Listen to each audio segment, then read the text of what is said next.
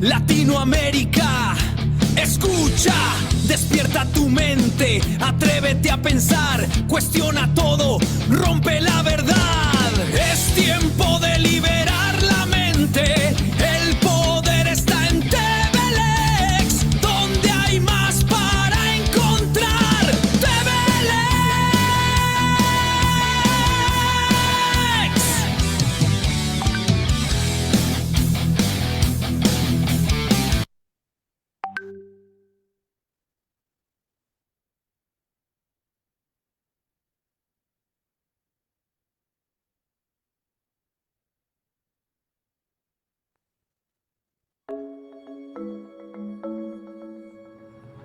Human rights is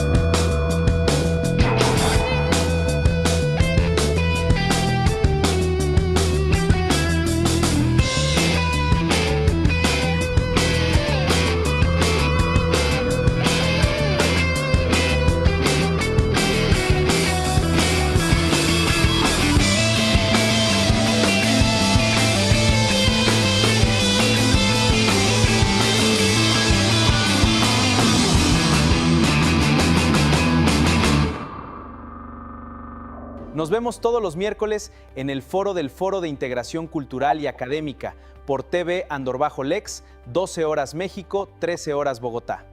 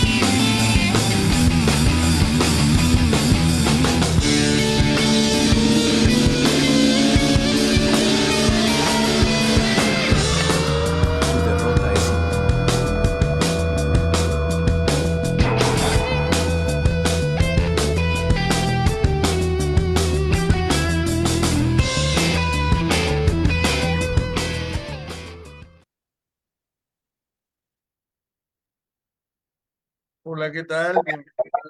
Bienvenidos a un programa más de Foro de la Integración Cultural y Académica. Hoy tenemos un tema, realmente es todo un reto porque es casi algo reciente, en construcción, que son los temas más sensibles. Vamos a hablar de la gestión de riesgos y respuestas administrativas. La finalidad del Estado, pues es el bien común en un Estado social y democrático de derecho. Y muchas veces el Estado debe estar preparado para determinados siniestros. Así que ese será el tema en la coyuntura de lo que sucedió en la hermana República de Venezuela, a nombre de la Universidad Uniagraria, de la Fundación Universitaria del área andina y del Colegio de Abogados Procesalistas. Le damos la bienvenida y saludamos como siempre con afecto al colega y amigo el doctor Wisman Díaz. ¿Qué tal? ¿Cómo estás, Wisman? Hola, mi profe, ¿cómo estás? A todos los que nos están viendo, muy buenas tardes. Muy prestos y sobre todo con un acto, pues, en primera medida de empatía y solidaridad, pues, con el pueblo hermano de, de Venezuela. Entonces, creo que es un interesante ejercicio que nos cuestionemos justamente estos elementos desde lo que puede o debe responder el Estado, nuevamente no tanto en el reproche, sino en lecciones aprendidas y especialmente en un ejercicio netamente que como academia nos solidaricemos ante fenómenos tan complejos como el que está sucediendo. Muy bien, muy bien. Y vamos a empezar eh, con una descripción sobre el impacto que tuvieron los sismos recientes ocurridos en Venezuela el 24 de junio del 2026. Se produjo un doble sismo, es decir, dos terremotos, uno de magnitud 7.2 y otro 7.5, con un epicentro en el estado de Yaracuy, afectando gravemente a la Guaria, declarada como zona de desastre, Caracas y el Distrito Capital. Este siniestro provocó el fallecimiento hasta ahora, que todavía no se ha terminado de rescatar a las personas en su totalidad que se encuentran perdidas, 1,700 fallecidos y 5,000 heridos y casi 16,000 personas damnificadas que han tenido que dormir a la intemperie. Habíamos previsto por la magnitud que con estos datos los podemos visualizar, guardar un minuto de silencio, que es algo raro en un programa en vivo, pero por la magnitud del evento y la solidaridad que nos une en Latinoamérica, vamos a guardar un minuto de silencio.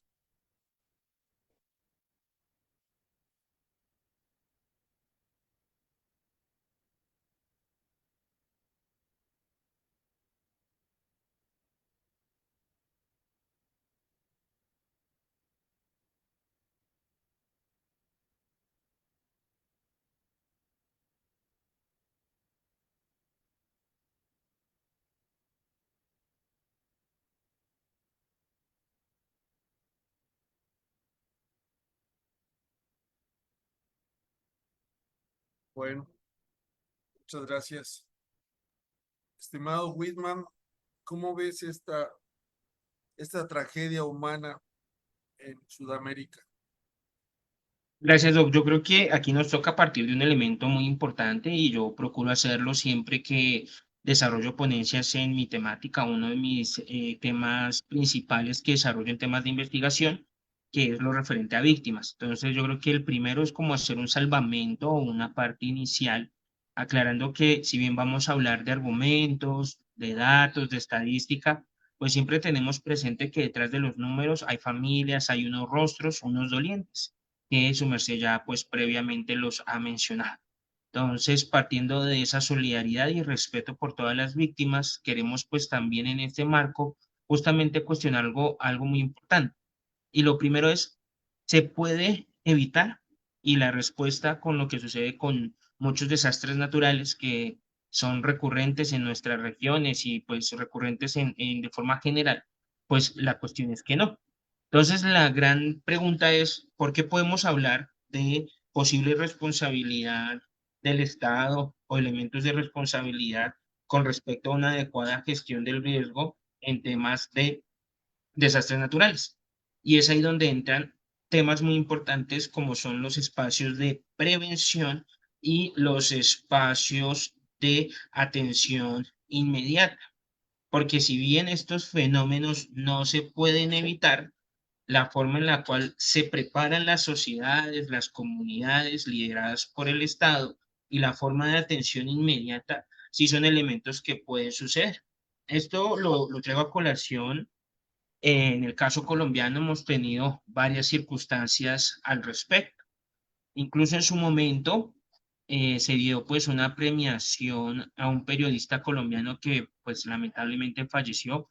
Bueno, no falleció, sino fue asesinado, que era el presidente del Espectador, quien hizo un reporte donde manifestó que hubo varias señales que establecían un posible riesgo respecto a lo sucedido en Armero, Tolima, en Colombia, en el año 85, entre el 9 y el 8, si no estoy mal, de noviembre, se presenta una erupción del volcán Galeras, el cual genera una luz de tierra que termina destruyendo todo un municipio que se llama porque lo trasladaron y hay un nuevo Armero, pero está el antiguo Armero donde quedó todo sepultado. Y dentro de muchos escenarios, pues tenemos muy presente el caso de la niña Omaira, que pues había quedado como amarrada o obstaculizada en sus piernas y demás por lo que pasó. Y ahí estuvo todo la televisión y demás mientras intentaban rescatarla y pues al finalmente pues su fuerza no le dio y terminó falleciendo. Entonces el reporte que hace este periodista determina que se presentaron varias señales en las cuales se pudo haber tomado temas de evacuación, temas de prevención y otros elementos donde demostraban no que se puede evitar, porque no estamos en un escenario de tener toda una perspectiva para evitar las circunstancias, sino para prepararnos al respecto o por lo menos prevenir, porque también en el caso colombiano sucedió otro espacio que ya fue para el año 2017 en Putumayo, capital de un departamento de Colombia, se presentan unas fuertes lluvias que también generan una luz, pero investigaciones posteriores dan cuenta de que un proceso de deforestación cercano a donde pasó la tragedia fue el que, como quitaron los árboles en sus raíces generaban como el amarre, podemos decir en términos coloquiales, de la tierra, y esto generaba pues estos espacios. Entonces, ¿qué pasó con la autoridad ambiental al revisar el impacto de esos espacios de deforestación que pueden haberlo prevenido? Entonces, son estas diferentes circunstancias que nos llevan a determinar, oiga, en qué medida cierto conocimiento, cierta preparación puede llevar a una mejor atención. Y creo que pues México también ha tenido varios casos al respecto, o pues el más significativo que fue en el 85, si no estoy mal, y es justamente no quedarnos solo en que por qué pasó, sino qué medidas o qué exigencias desde un punto de vista jurídico le podemos hacer al Estado. Esa es como mi premisa o mi contextualización inicial para que lo abordemos en nuestro foro, Mido. Muy bien, muy interesante. Dice Diego Nicolás, un saludo para él. Dice que en Armenia fue el terremoto. Y también nos habla sobre el bloqueo, que se levante el bloqueo económico. Es algo muy difícil que el Estado pueda tener respuesta cuando está bloqueada su economía, su desarrollo de manera unilateral. Así que es parte también de esa posible gravedad a la que se enfrentan. ¿Cómo evaluar la respuesta y gestión del Estado venezolano frente a la emergencia sísmica? Sería una cuestión a analizar muy someramente desde lejos. Hay que decir que se ha criticado la falta de gestión de manera rápida y transparente, sobre todo en la comunicación oficial. La institución estatal que se llama FUNVISIS tardó más de 4 horas y media en publicar el reporte preliminar de los sismos, mientras que agencias internacionales lo hicieron de forma oportuna. Además, el gobierno no publicó de inmediato el plan de acción específico, lo que ha dificultado la coordinación legal con los ciudadanos y con las organizaciones privadas para el rescate y acopio de ayuda. En México nosotros tenemos un grupo, digo tenemos porque son mexicanos, que por mucho tiempo se han constituido y que nosotros tuvimos un sismo muy grande en 1985 en la Ciudad de México y que se denominan los topos. Los topos son grupos de salvamento que han ido a todos los lugares donde hay siniestros de esta magnitud y los topos se encuentran en Venezuela en este momento ayudando en las operaciones de rescate. Desde este punto de vista, ¿cuál es el marco institucional y normativo de Venezuela frente a los desastres naturales? Es decir, no hay que esperar que el desastre suceda, sino con la experiencia que se tiene, es posible en determinado momento, si no prevenir, sí estar preparados para que los riesgos se minimicen. Una de las cuestiones que nosotros también hemos visto es que muchas veces las edificaciones, la infraestructura, no se edifican con la calidad que se requiere, sino para ahorrar costos, ahorrar el impacto económico, pues le ponen material de baja calidad y sobre todo en las obras del Estado, donde reina muchas veces la corrupción. En Venezuela la principal herramienta es la Ley de Gestión Integral de Riesgos Socionaturales y Tecnológicos, que fue promulgada desde el 2009. Esta ley obliga al Estado a formular acciones coordinadas para prevenir y mitigar los riesgos, instituyendo al Consejo Nacional de Gestión Integral de Riesgos Sobrenaturales y Tecnológicos como el máximo ente rector para establecer planes, programas y políticas nacionales de reducción de amenazas.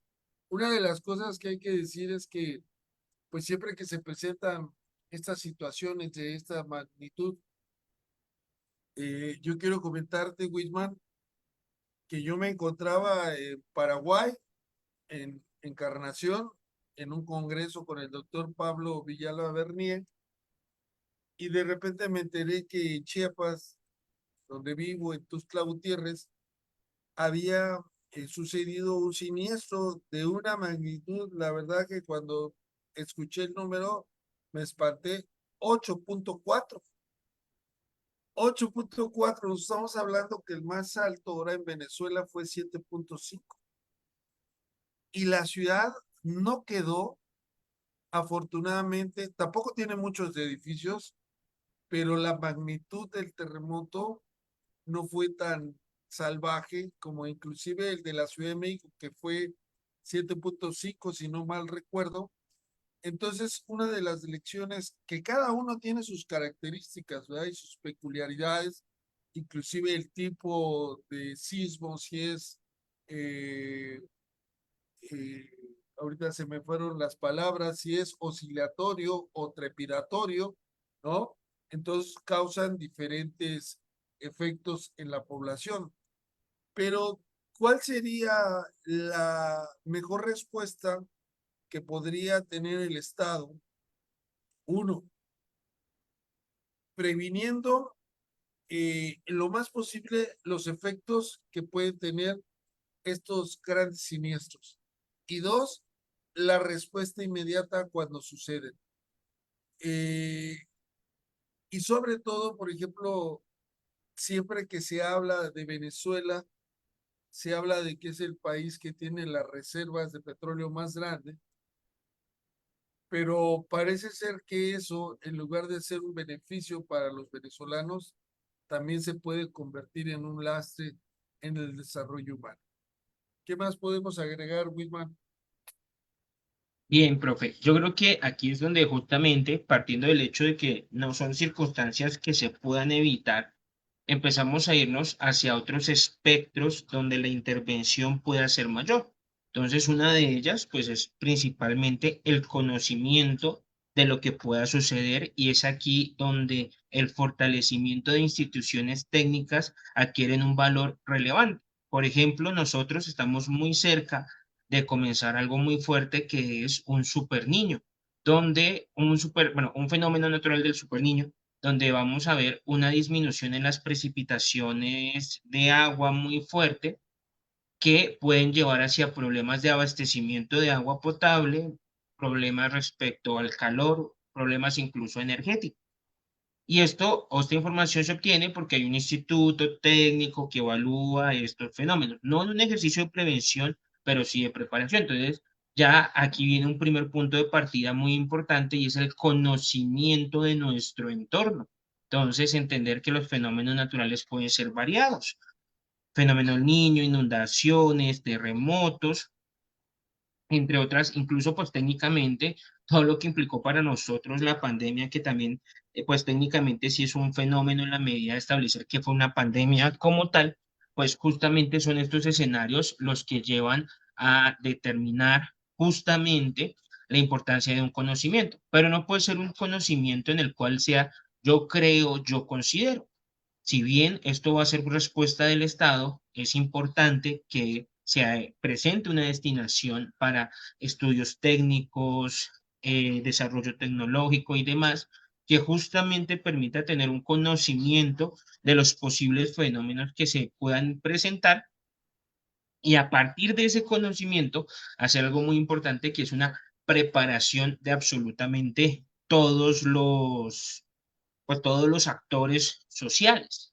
Y es justamente donde empezamos a ver que, si bien no se trata de que el Estado tenga pues un chip para decirle, mire, usted hacer esto en este momento, no, pero sí la importancia de un trabajo integrado entre las autoridades competentes para generar una concientización. Y creo que sí se han visto resultados favorables. Si no estoy mal, no sé en qué año, Doc, tú me corregirás, que ustedes están como en el simulacro que siempre se hace en conmemoración de lo que pasó en el 85. Termina el simulacro, sucede el sismo y vuelven a hacerlo, pero la afectación es mínima porque, como ya están acostumbrados a este tipo de simulacros, ya hay una cierta preparación al respecto. Nuevamente, no podemos evitar los fenómenos, pero sí nos podemos preparar. Entonces, bueno, qué interesante es, por ejemplo, en Colombia nosotros tenemos una unidad que, si bien actualmente pues está en un proceso de investigación por una destinación inadecuada de recursos y demás, pero sí es una entidad diseñada principalmente justamente a eso, a la gestión de los riesgos, que se enmarca en toda una política pública y en todas unas leyes, donde todo municipio en Colombia debe tener un comité que se encargue de forma periódica de evaluar posibles riesgos. Y es una cosa que falló en mi pueblo, porque pues técnicamente ese comité debió haber dado cuenta, cuando había un proceso de sequía, la posibilidad de unos incendios. No se generaron las medidas correspondientes, y en su momento, pues, ¿qué pasó? Una montaña completa de mi pueblo pues termina siendo totalmente consumida por el fuego. Entonces, ya vemos ejemplos donde esos ejercicios de prevención, de concientización, sí traen un impacto favorable y cuáles no. Entonces, lo que podemos ver y empezar a terminar un interesante desarrollo es justamente evidenciar que la respuesta inicial debe ser la consolidación de políticas públicas enfocadas a la gestión de riesgos de fenómenos naturales, que debe tener todo Estado, y especialmente pues nosotros, porque pues estamos en escenarios donde pues somos países en desarrollo, somos países con poblaciones muy vulnerables, y que si son poblaciones vulnerables y sucede un fenómeno natural con implicaciones amplias al respecto, pues van a tener un mayor grado de vulnerabilidad. Entonces, claramente una primera respuesta que se debe exigir desde ya a toda autoridad en este momento es justamente que tengan políticas públicas para la gestión del riesgo por desastres o fenómenos naturales, que se enfoque en destinación científica y técnica para la comprensión de los fenómenos que se puedan hacer y que se puede prevenir. Por ejemplo, planteo nuevamente el caso que había mencionado de Putumayo, que pues nosotros, bueno, ya no es tan fácil por el cambio climático, pero en su momento Colombia ya podía saber como que había la temporada de lluvia y de sequía. Y uno ya sabe que en la temporada de lluvia es posiblemente espacios donde se desborden los ríos y demás. Pero lo que pasó en Putumayo es que esa parte, como había presentado esa deforestación, creo que es por minería o por narcotráfico que se había generado, pues hace que la tierra sea mucho más fácil y al final termina siendo todo una luz, creo que fue 2017, 2018, que lamentablemente pues falleció muchísima gente, porque era toda, no era el agua que pasaba, sino ya la luz de tierra que se llevaba todo. Entonces ahí que vemos, ¿dónde estaba la vigilancia y el seguimiento a ecosistemas? Porque si usted empieza a hacer un estudio recurrente de su ecosistema, pues se da cuenta que está pasando ese problema. Y más sabiendo que si tengo tendencia de lluvia, pues van a haber inundaciones. Entonces, ¿cómo yo me preparo? Ahora, eso lo menciono con respecto a lluvias y demás. Y claramente el terremoto no es tan fácil, pero sí es interesante plantearnos, bueno, ya sabemos que puede pasar. Sabemos cuáles son nuestras rutas de evacuación, sabemos todos estos elementos, y si bien debe haber una responsabilidad muy fuerte de todos los ciudadanos, de todas las personas, para saber cuáles son sus responsabilidades y demás, es claro que el líder, o bueno, el enfoque principal es la existencia de esa política pública de gestión de riesgos ante desastres naturales, que debe ser pues propiamente liderada, desarrollada y sobre todo implementada pues por la figura del Estado, mi doc. Muy bien, muy bien. Fíjate que nosotros en México es un país muy grande geográficamente, entonces puede suceder un siniestro en una parte del país y no resentirlo en otra, pero se tiene una cultura donde se hacen simulacros, como que bien mencionas. Yo recuerdo antes de que se hicieran estos simulacros, que es muy importante hacer los simulacros y voy a explicar por qué. Estábamos en un edificio y en ese edificio albergaba una institución educativa y entonces empezó a temblar. Los estudiantes salieron corriendo con mucho pavor y en las escaleras pues se caían algunos y los pisaban otros. Y algunos fue tanto el miedo que algunos se aventaron del piso cuarto o tercero y el temblor no les hizo nada, pero la caída sí. Entonces, algo que pareciera ser inclusive simpático, pues es un problema el no tener una medida preventiva. Hoy afortunadamente se hacen simulacros, se tiene una alerta sísmica que a veces funciona, a veces no funciona, con anticipación, por lo menos, no sé, 30 segundos se dice. Y tenemos una institución que se llama Protección Civil, que tiene que verificar, pues, las consecuencias de tipos de siniestro, también por inundación, como bien mencionas, para que en determinado momento, inclusive abandonar algunas habitaciones o algunos comercios que han sido afectados gravemente. Ahora, en materia de derechos humanos, en el medio ambiente y también en el derecho de protección a la salud, hay un principio muy interesante que se ha empezado a gestionar, que es el principio de precaución. El principio de precaución implica que cuando no haya una certeza científica, pero haya dudas, como en materia penal, la duda razonable, de todos modos se tienen que tomar las providencias necesarias para ello. De acuerdo con los geólogos, principalmente los geógrafos, hay zonas que están más sensibles a sufrir afectaciones por estos sismos. Entonces deberíamos tener unas medidas preventivas y sobre todo de respuestas. Y aquí vamos a un tema muy importante, que es cuáles serían las estrategias idóneas para mitigar el riesgo que está aplicando Protección Civil a nivel comunitario. Bueno, una de ellas es la preparación, por ejemplo, para las temporadas de lluvias intensas.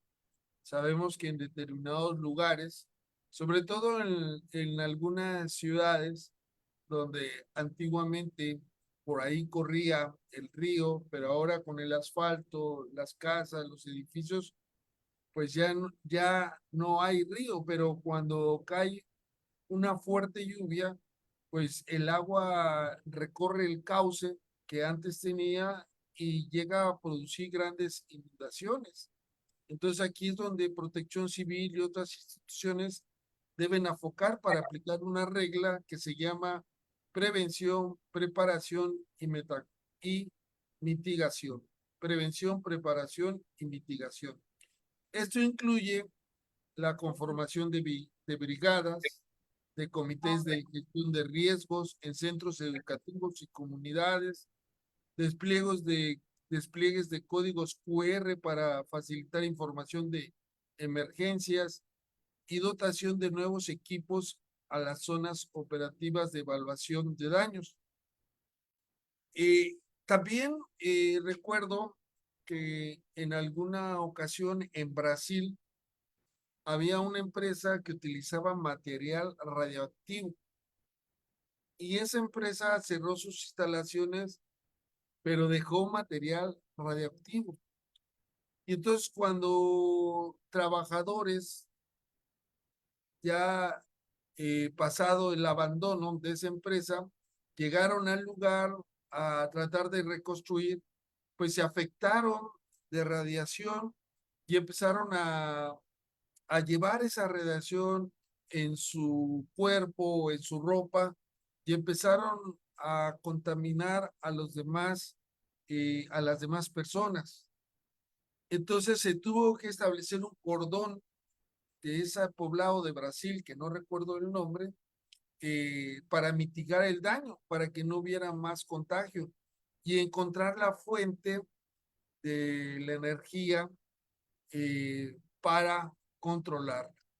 Entonces, realmente tenemos muchas situaciones por las cuales el ser humano en lo individual y en lo colectivo es vulnerable.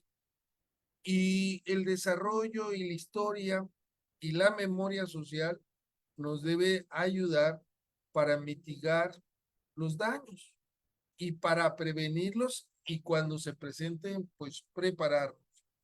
En ese sentido, no se trata de ser una población desarrollada o subdesarrollada, se trata de la sobrevivencia, algo tan elemental que no requiere muchas veces de una gran sofisticación, sino requiere realmente de una atención empática. Ahora voy a participar en un congreso que hablan de el concepto caridad y, en los derechos humanos. Y la caridad vista como el amor al prójimo, la caridad vista como la atención del que sabe a los que no saben. Entonces, en una sociedad como la nuestra, como las nuestras, pues lo que pasa es que muchas veces los entes se van burocratizando, se van volviendo insensibles. Tan solo, por ejemplo, los hospitales, muchas veces, cuando va una persona que sufre de alguna enfermedad, va a ser atendido, pues no se le toma como un ser humano con dignidad, sino como un expediente, un número de ser derechohabiente o no para tener derecho a la atención. en un juzgado, que uno acude a los juzgados, no porque quiera uno ir a interrumpir la labor del personal, de los operadores jurídicos, sino porque tiene un problema y muchas veces no se tiene la sensibilidad para atender este grupo de gente. Y también tenemos mucha improvisación porque muchas personas que no encuentran trabajo, pues los ponen en zonas, en áreas que no es su perfil y en lugar de ayudar, lo que hacen es, pues, crear un lastre mayor. ¿Cuáles serían las observaciones sobre ese tema? Y terminaríamos diciendo qué papel ha jugado la cooperación internacional ante las crisis y los desastres en el país, por ejemplo, las ONGs como ayudas en acción civil, el apoyo que debería tener Venezuela de Estados Unidos por la situación por la que atraviesan y que supuestamente pues ahora son socios comerciales, ¿no? Porque pues supuestamente también ya liberó el petróleo y además Estados Unidos es como un gestor que maneja el dinero de las ventas del petróleo. ¿Qué podemos decir ante tanta corrupción, insensibilidad y tanto burocratismo, ante situaciones que atentan contra la supervivencia, la salud, ¿no? No, creo que nos das un panorama muy interesante justamente de los escenarios que generan una mayor afectación negativa cuando estamos ante desastres naturales.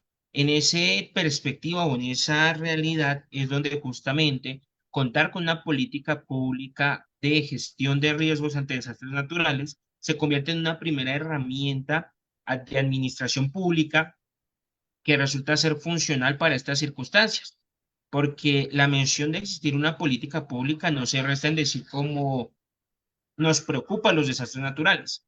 Consta de establecer y tener un marco jurídico, un marco legal, un marco constitucional para el desarrollo de la misma, entidades que de forma específica tengan una funcionalidad para la atención de estas situaciones, pero también que haya unos ejercicios de sistemas donde las diferentes autoridades que puedan participar y puedan generar espacios de transformación hagan ejercicios de cooperación entre ellas, pero que siempre haya el liderazgo de una entidad. Este liderazgo resulta oportuno porque ante cuestiones de administración pública puede suceder de pronto, no estoy diciendo que siempre suceda así, pero puede suceder que haya una perspectiva negativa de competencias donde ninguno quiera asumir responsabilidades, se las deleguen a alguien más sin tener un liderazgo claro. Y junto a ello, un elemento muy importante sobre el cual debe haber todo un seguimiento por parte de las veedurías, de la ciudadanía, y es la destinación presupuestal para la prevención y atención de los desastres naturales, que al partir de ser recursos públicos, y si bien va a tener todo el marco que un Estado social de derecho establece para la vigilancia sobre la ejecución de ese dinero, debe tener una mayor responsabilidad, no solo porque sea dinero público, sino por su destinación enfocada a salvar vidas. Y esto es lo fuerte en actos de corrupción sobre la gestión de riesgo de fenómenos naturales. Y es que no es robar a una entidad, sino es quitar capacidad financiera al Estado para que pueda salvar vidas. Y esos son elementos que deben estar destinados o incorporados dentro de las líneas de la política pública en cuestión o que he venido mencionando y que con ello van a permitir tener toda un andamiaje institucional que permita nuevamente no poder evitar, porque estos van a suceder, pero sí tener una respuesta pertinente bajo ese ejercicio, una respuesta pertinente cuando esto vaya a suceder. ¿Por qué? Porque una política pública a la cual incluso se le puede incorporar, que sería un tema muy interesante de investigación, y es un enfoque en DESCA, Derechos Económicos, sí es DESCA, Entonces, un enfoque Derechos económicos, en culturales, sociales y ambientales. exacto, entonces una política pública de gestión del riesgo de fenómenos naturales o desastres naturales con el enfoque en DESCA, porque es que lo que debemos comprender es que qué va a suceder el día después del desastre natural, que justamente es donde más se complica, porque no es solamente la afectación inmediata del desastre, sino que hago con esta población que se queda sin posibilidad de trabajar, de educación y demás, y que pues como es muy propio de esta casa, que puede estar muy bien alimentado por el Sistema Interamericano de Derechos Humanos, por la Corte Interamericana de Derechos Humanos, que pueden dar unos lineamientos claros de cómo desarrollar esa política pública. Y con respecto a la cooperación internacional, yo creo, y esto es muy importante mencionarlo, que a pesar de que el contexto mundial siga manteniéndonos en trompetas de guerra, que lo vemos día tras día, creo y estas realidades que nos están pasando, pues de pronto refuerzan algo muy importante. Y es que al final sí existen lenguajes universales, como es la empatía y la solidaridad, donde ya sin distinción alguna hay apoyos significativos. Claro, puede ser susceptible de cuestiones de corrupción y demás, pero sí es una muestra de que es parte de nuestra naturaleza humana ser empáticos y solidarios ante el dolor de los demás. Esas serían como mis perspectivas, bro. Mira, una de las cuestiones que he investigado es que Estados Unidos no envió, por lo menos hasta ayer, ayuda humanitaria, ni material, ni financiera a Venezuela. Las donaciones de ayuda humanitaria y equipos de rescate que recibió Venezuela provienen de países aliados, específicamente Vietnam, República Dominicana, Bolivia, Panamá, México y Colombia. La única contribución de Estados Unidos mencionadas en las fuentes durante esta emergencia fue de carácter informativo. El Servicio Geológico estadounidense emitió reportes de sismos continuos, oportunos y en un lenguaje claro inmediatamente después de los temblores, lo que sirvió de gran ayuda ante el atraso de más de 4 horas de las autoridades venezolanas para informar sobre el suceso. En un contexto más amplio, lejos de mencionar el envío de asistencia, los documentos oficiales analizados del Estado venezolano denuncian que Estados Unidos impone y mantiene medidas coercitivas unilaterales, como sanciones contra el país. Según el gobierno de Venezuela, estas medidas constituyen una agresión que vulnera derechos humanos y dificulta gravemente la recuperación de los servicios básicos, la atención de la población y la capacidad de respuesta ante desastres naturales. Bueno, mi querido Whitman, hemos hecho un recorrido muy rápido. Espero que solamente dejar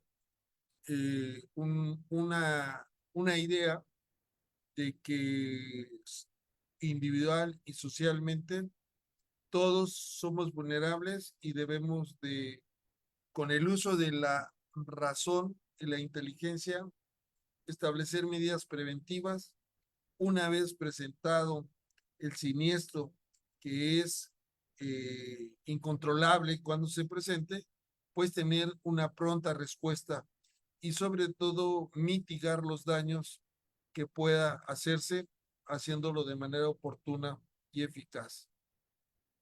Este tema es sensible y lo quisimos tratar en el Foro de Derecho de Integración Cultural Académica, porque forma parte de la cultura humana, de la cultura latinoamericana.